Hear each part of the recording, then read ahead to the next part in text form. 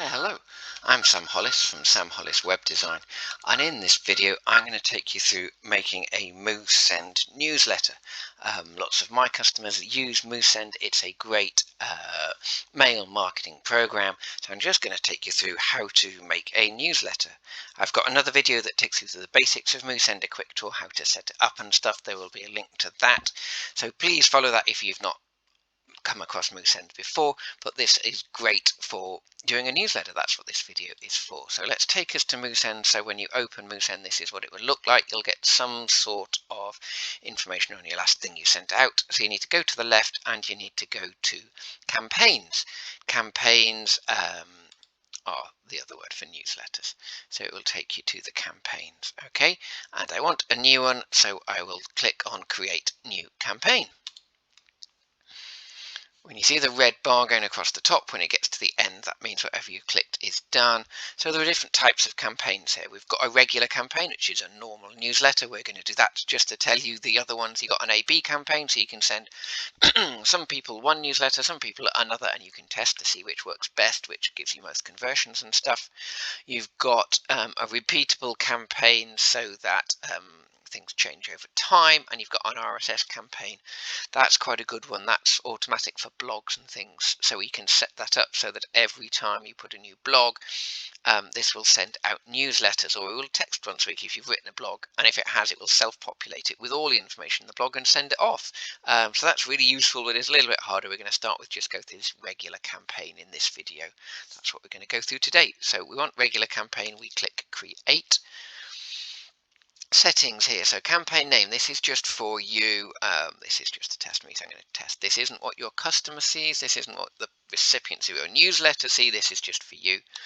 This is the subject they get, the subject here. So it wants to be really good. It wants to capture their attention. Remember, deleted emails are really common. I use something called the EMV headline analyzer. You can search that on Google. I'll pop links in below, and that analyzes your headline to see how good it is and how grabbing. You then got the preview text. So when you look at an email, underneath you get like a line or two of what's said. That's what goes in there. If you click here on the end, if you're writing the subject, I could put hello, and then if I click on here, I could scroll down and put, let's have a look, recipient name. So I could say hello recipient name, and then whatever the name is of the person in my newsletter list will go there. Okay, the preview text, I can say hello blah blah blah, and again I can use a similar thing here, and maybe I want to put something about the time and date for some reason. You can go down sender. Who's it from? It's from me. You might have multiple senders. Who's the reply to? Again, that's normally fairly sensible. Do you want to track your campaign in Google Analytics? Most people do. And do you want to track your campaign revenue? That's only if you link back to your website and you've got orders, but you can do if you want. You can come back to all of this later. None of it is set in stone. So like the preview text, I sometimes come back to because I haven't decided what I'm going to write yet exactly. And same with the subject. So you click on next. And you then have to decide which of your mailing lists to add it to. So I've got lots of mailing lists here. I'm just going to tick one, but you can tick any combination. And I'll click on next. What's interesting with you with that is if you have some people that are in several emailing lists, if you tick those lists, and they should appear several times, Moosend will filter them out so they only get the email once. So that's quite good. You can make sure that people don't get repeats. Two choices here. Do you want to send a plain text email, so no pictures, no formatting? It sounds a bit dull, you can't track on it, but it's really good for a personal feel. It looks like you've just emailed somebody, so it's quite good for that, but it's not so good from the look point of view. So we're going to today do the HTML and plain text, but that definitely has its place and can be really useful. So we'll click on next. Then we want to edit it, so we click take me to the editor.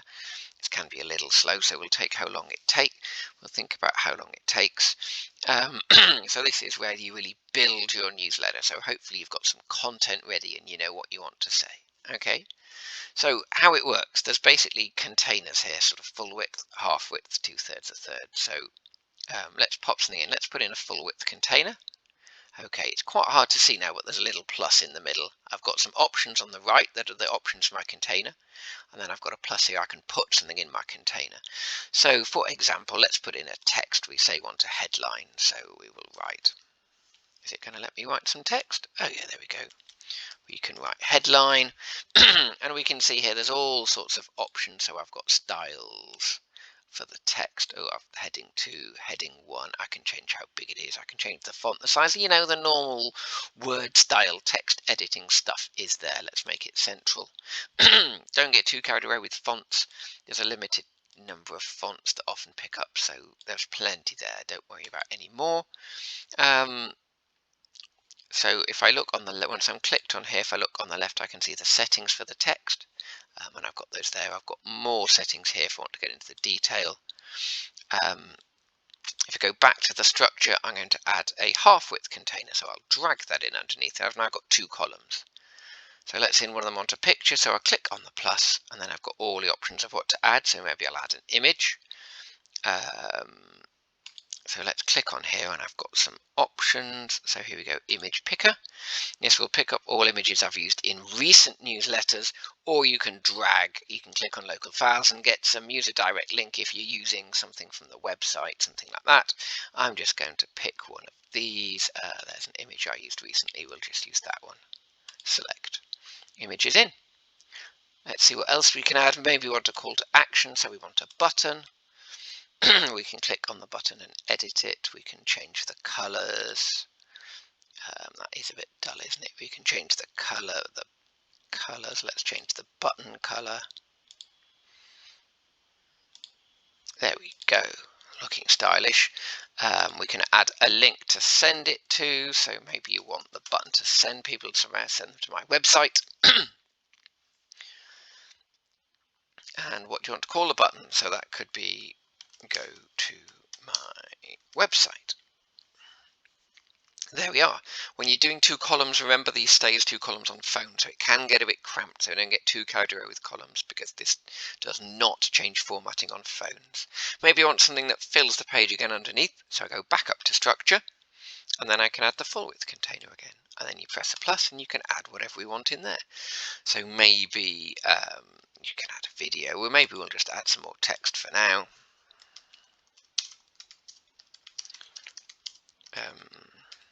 So again, we can type in there,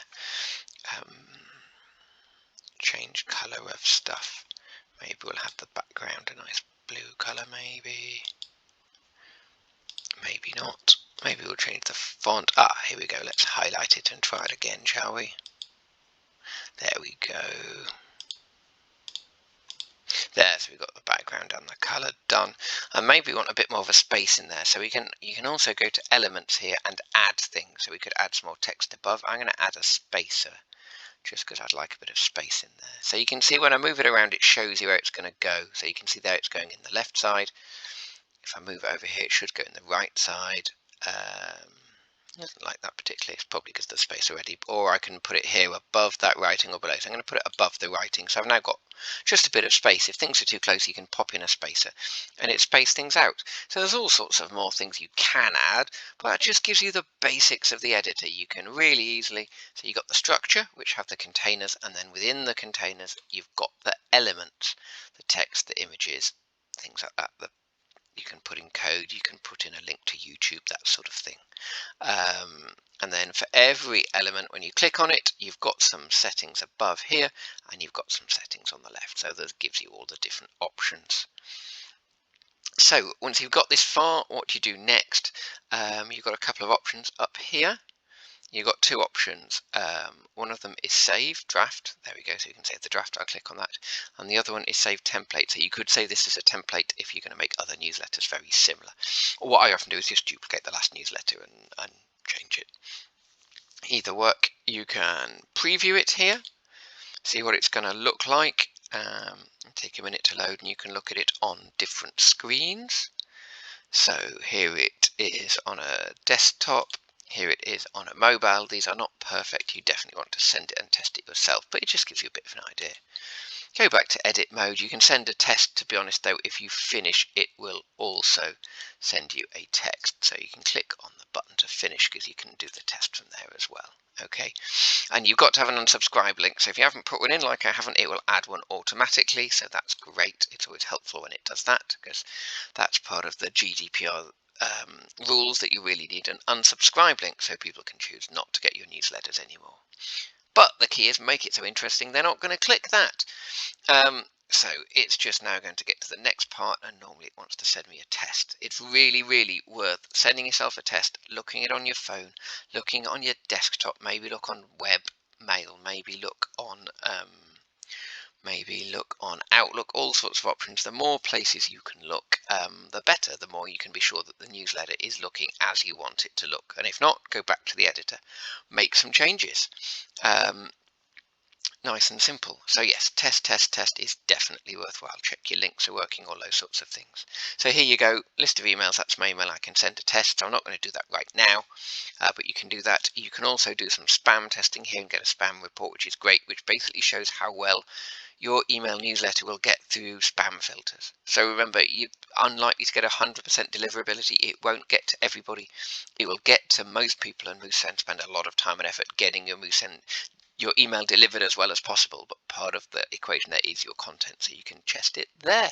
I'm going to click skip test because I'm not going to send the test now, but if you send test, it comes to you, and then you can check it. Then you're on basically the final schedule. So you've got a choice: send this campaign immediately. It won't do when you click next, but basically as soon as you press go, or send this campaign to be set at a future time and date. So maybe you're getting it ready, you want it to go next week because you've got a bit of time. You can do that. I'll go with immediately. You've got the option to resend it to those who don't open it. I'm not that keen on that because I think you'll probably annoy them, and you get to choose how long to send after, and you can change the subject and stuff, but it's up to you. I haven't tried it. I think I might annoy people, but maybe it works. Click on next, and then we're basically, once it loads up, we're basically here. This is a summary. It shows you your newsletter, it shows you who's sending it, subject line, all of the bits of information are here. More edits on the right if you want to go and change any of these, and the whole thing we've just been through is here. On the left, you can click on any of those and go back and change them. And when you're ready to go, you click send, and your newsletter will get sent to the people you asked for, or be scheduled to be sent. So I hope that is useful. That takes you through how to make a newsletter in Moosend. I'm Sam Hollis from Sam Hollis Web Design.